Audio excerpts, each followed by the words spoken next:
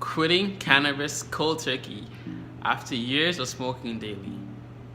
Should you quit cold turkey, or should you slowly lower your dosage?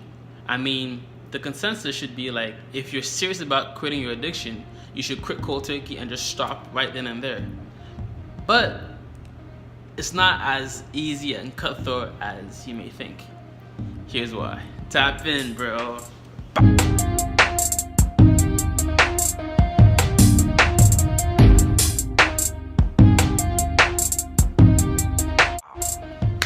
Welcome to the channel. What's goody? What guan gang gang? Ooh, yeah. If it's your first time, it definitely won't be your last. And if you're a channel subscriber, thank you so much for clicking on the video. I'm grateful. I'm full of gratitude. I don't take your time for granted. You could literally be watching anything on the World Wide Web, Hulu, Netflix, all that stuff. But you're here with me, clicking on this video, watching it currently. Don't click off. Don't click off. I'm grateful. So here is a real life testimonial of someone who has been smoking cannabis, weed, marijuana, ganja, Mary Jane, all the terms associated with weed on a daily basis for the past couple years. And here's his experience attempting to go cold turkey and just quit cannabis overall. You know, I always bring people on the channel who can speak from their personal experience. My addiction, my personal experience was more so with pornography than weed, but I still want somebody to come on the channel to talk about their experience with it and share it with my audience, my viewers. So I'm gonna cut straight to his video. Tap in. Hopefully you're educated. Hopefully you're entertained. If you haven't subscribed already, tap on that subscribe button. Hit the folks on that like button. I appreciate you. If you don't subscribe to the channel or like the video, then your mom's a hoe. I'm sorry, that's just how it is. Okay, so subscribe, like the video, and here's his personal testimonial, personal take. But this is just basically the update to let you know exactly where I'm at. I started smoking January 8th. Today is May 15th. So that's 4 months and a week. Close to 130 days. Somewhere around 130 days. Clean. Not one single puff. Didn't even grab an L. I've been consistently shunning that shit away. That shit away from me. Now people want to play with me and shit. I tell them, I'll break that shit. Stop playing with me. I'll break your L and throw that shit. Stop playing with me. I'll throw your weed on the roof. That's the type of person I am, man. Get that shit away from me, man. Don't fuck my life up. Like I said, I got an interview with one of the best jobs in the city. You know what I'm saying? I wouldn't be able to go forward with this shit if I was smoking fucking weed. I had a manager that works at this place, a big time manager. I'm actually close to him. So he knew what I was all about back then, smoking weed with his stepson and all that. That's all we did every day in front of the door, smoke weed and do dumbass shit. I was always serious about my life to a degree, but the weed was really holding me back. And I said, I ain't gonna say his name, but I'm gonna just say, Mr. John, I'm trying to get in the scepter, man. Can you help me out? He's like, man, you smoke weed, boy. I said, no, I'm gonna stop. This, that, and third, whatever. He like, all right, yeah, whatever. When you stop, you mean? I actually stopped for a week and went right back into smoking weed. He looked at me like, you know what I'm saying? He didn't take me serious because I didn't take myself serious. And I only stopped for a week and went right back to smoking weed. Why? Because I was hanging with somebody, my best friend basically. Thought I had it under control, still, hanging around him in the beginning stages. In the beginning stages, you gotta separate yourself. You gotta separate yourself because your mind ain't always there yet. You still got weed in your system that can bring them urges back way quicker and stronger. He didn't take me serious, man. But I didn't take myself serious, so who's really to blame? You know what I mean? I had my share of urges. I tested myself to see if I really had it. You know what I'm saying? And urges do come back till this day. Only time I get the urges is when I'm hanging around people. So that's probably the most important thing. Do not hang around people who smoke weed. why they smoking. I mean, I'm not saying if they not smoking, you want to chill around or whatever, cool. The minute you know they about to, do their thing, get the fuck away from them. I'm telling you, like, even after my 3 months strong, like after 3 months, I call myself hanging around my 2 cousins and shit. Them urges come back strong as shit. Cause it was one time, I ain't gonna lie, I almost cracked. I didn't say nothing. Like, I ain't say let me smoke. I ain't say none of that. But in my head, I was thinking, I went this far. One puff ain't gonna hurt. Then I thought about it. One puff. Then I thought about the dreams I be having. After you smoke, you feel so fucking stupid. Because I've been through this in the past. And, I stopped smoking. Then I started smoking again. And you feel real dumb after that. And then, like, recently, like, when I stopped now, the dreams that I told y'all about that I be having, it brought those feelings back from when I stopped and then started again. In the dream, when I smoked in the dream, I felt so fucking dumb and I was so mad at myself and I was cursing myself the fuck out. Like, yo, what the fuck I do that for? I done came this far and went back and did that dumbass shit. Yo, that's how you gonna feel so fucking stupid and dumb, and then you gonna want to stop. You gonna want to start over again, then you be like, damn, it's already in my system, so I might as well smoke again for another week, and then I'm gonna stop after the end of the week or whatever. But nope, you're gonna be right back in the loop, and it's gonna be even harder to stop. Do yourself that favor. When them urges come, get the fuck away. Just remember, you're gonna feel retarded. You're gonna be so mad at yourself, man. You just don't do that to yourself, man. Get the fuck away from these people. Don't be around them while they smoking weed. Don't do it. Stay away from them. Telling you, man, because I don't even know if I explained that right. Like, you're gonna feel. I wish I should have wrote this down. Like, I should have wrote it down so I could like really get it out. Like, just don't hang around people who smoke weed. Don't go back. Don't let them urges take over you. Once you starting to get them urges, go do something real quick. Just get the fuck away. Take your mind off of it. Do something. Make yourself forget about it. Like, just get away from the weed.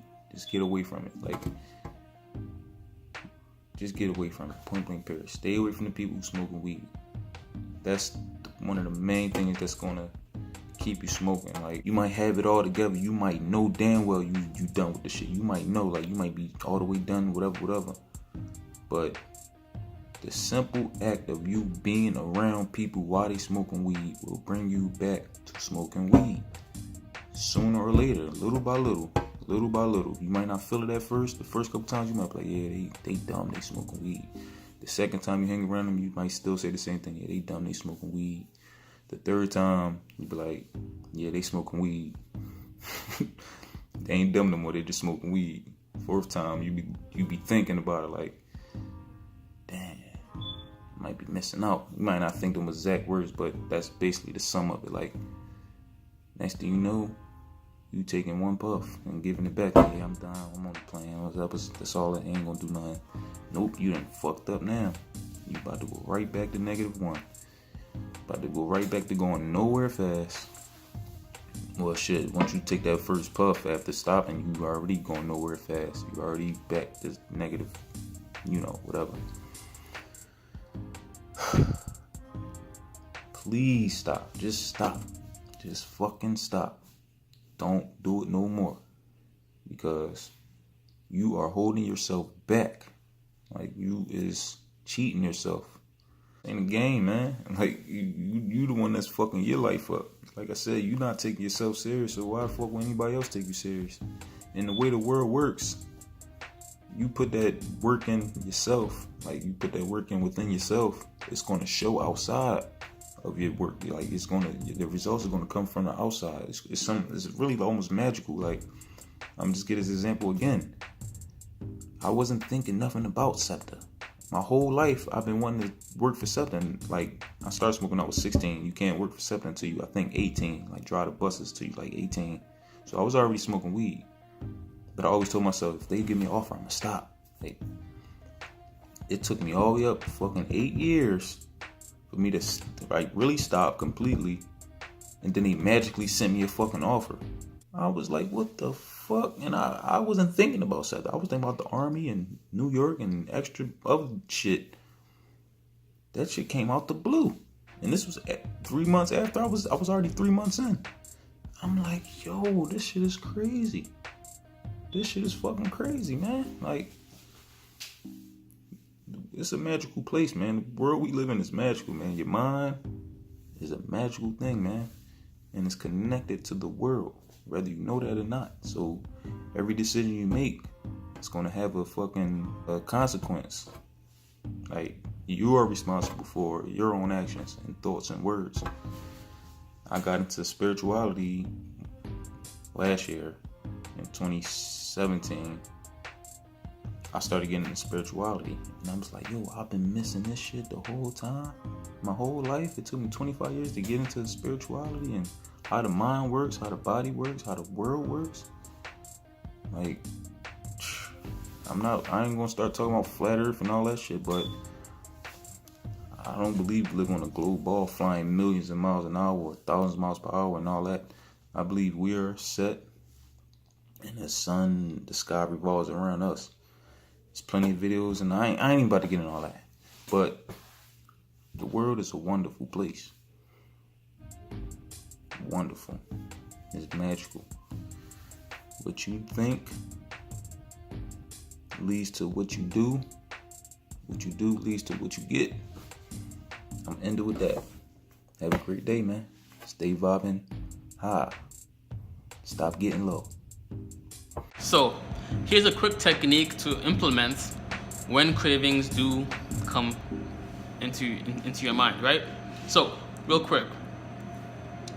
Set a time about a week from where you are right now to quit, quote unquote, quit your addiction, right? Not quote unquote, but actually quit your addiction.